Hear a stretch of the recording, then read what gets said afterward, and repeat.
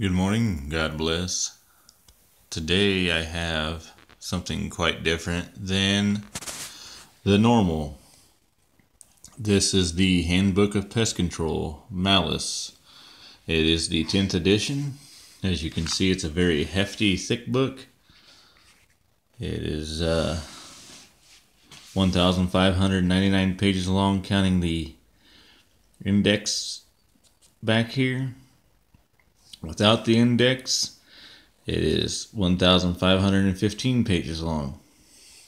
Just a real quick review. I'm just letting everyone know that is in the pest control business that this is the Bible of pest control. So if you're new to pest control, look this book up. I want to say regularly it runs about $150. I got this book from my brother who got it on sale. It was on sale special for $60 and some shipping, I do believe. But here's the cover page, Handbook of Pest Control, 10th edition. Arnold Mallis, which he did pass away, and I want to say January of 1984.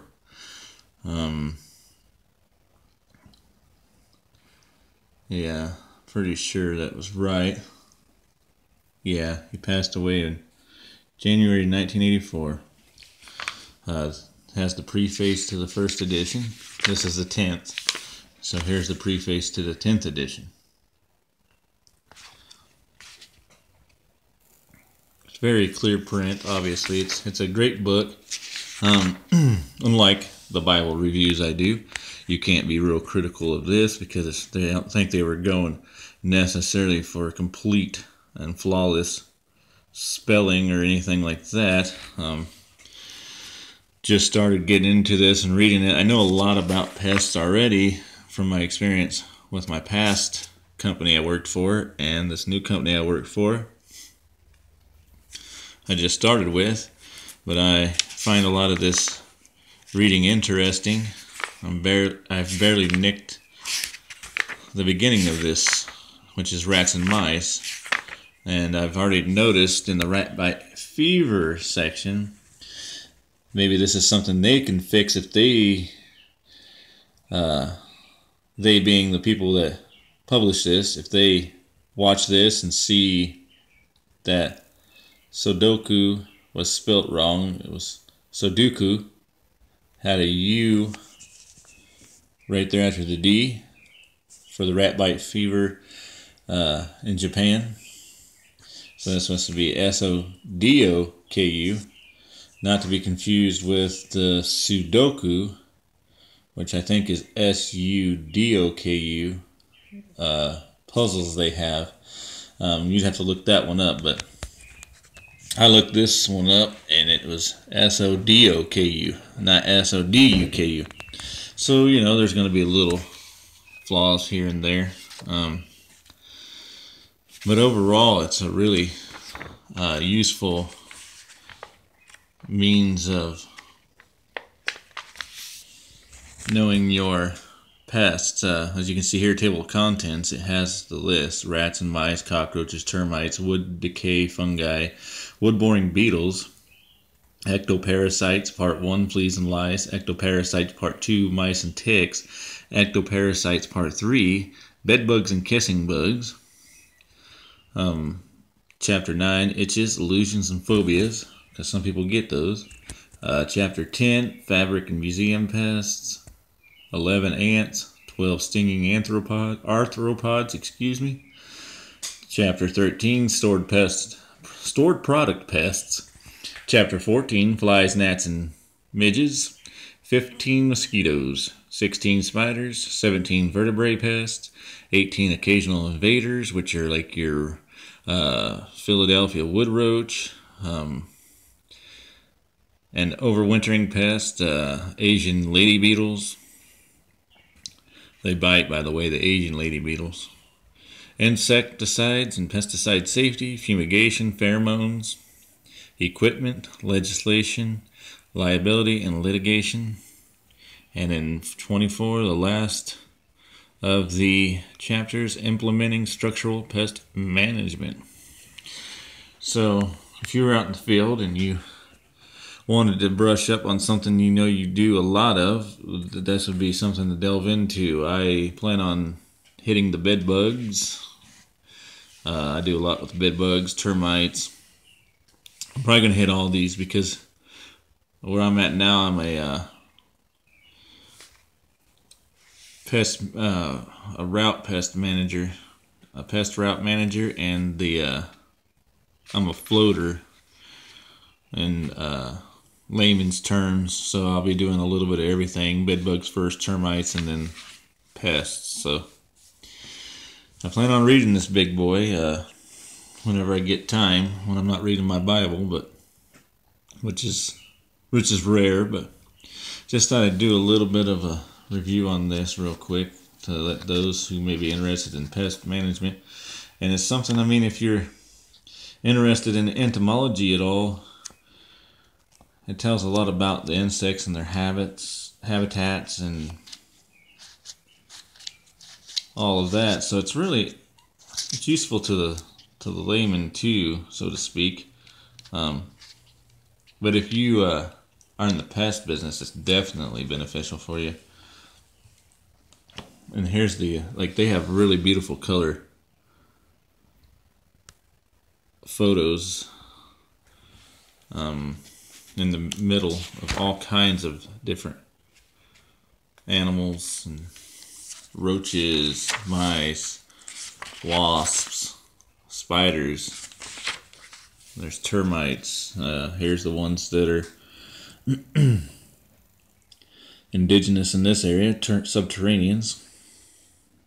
There's the swarmers. They'll lose the wings as soon as they land and get ready to mate, and they have to be in soil to mate. They have to live in soil. Our subterranean, we're lucky because they have to hit the soil every 24 hours to stay moist. And they'll have mud tubes and all that. So that's all subterranean there. It's indigenous to this area, which is the Midwest. Then you have the Formosan, which is something you find more in the South. And then the drywood,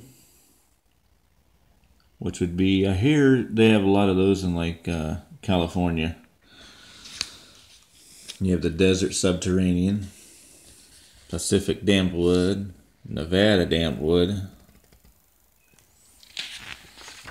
You got your fleas, your wood-boring beetles, which those little things can cause some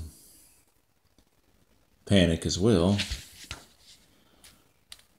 Ticks, they cause quite a bit of panic with the Lyme disease, as you can see here.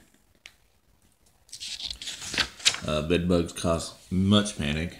People really freak out about them, and they're not really known to carry any disease. They're just more of a nuisance than anything.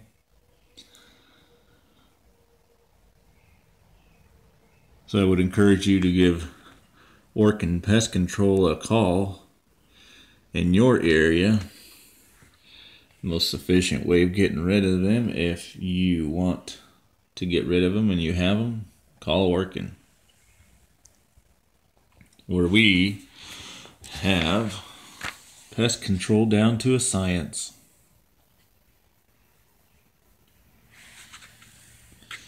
We had one of these wheel bugs, my brother and I, in our hands. My brother mistaken it with one of these kissing bugs. Very similar in looks, except for the wheel on the back, hence the name wheel bug. This one here is linked with, I want to say it's typhoid disease. Could be wrong on that. I haven't really read on it, but I'm pretty sure it's like typhoid disease. This here, not so much. These are kissing bugs. They called that because they kiss around the mouth because of the carbon dioxide. That's what attracts bed bugs to you, is your carbon dioxide, your body odor, and your body heat. And they'll do it at night because you're at rest and you're not moving around. So kind of creepy little critters, you know. There's ants close up. But it's very interesting. It makes a great companion on the field for a pest tech. So if you have not heard of the Mallis book, or just you can't find one, look on, there's MallisHandbook.com. www.mallishandbook.com. I do believe that's what it is. We'll find out here in just a second when I turn to the advertisement page of it. Some flies for you. Mosquitoes are nasty little things with the some spiders. My favorite, most feared, is the Loxosceles reclusa, the brown recluse. And before I got this, I actually learned, and I didn't know this, because they're really not around here, the brown widow looks just like the black widow, but it's brown.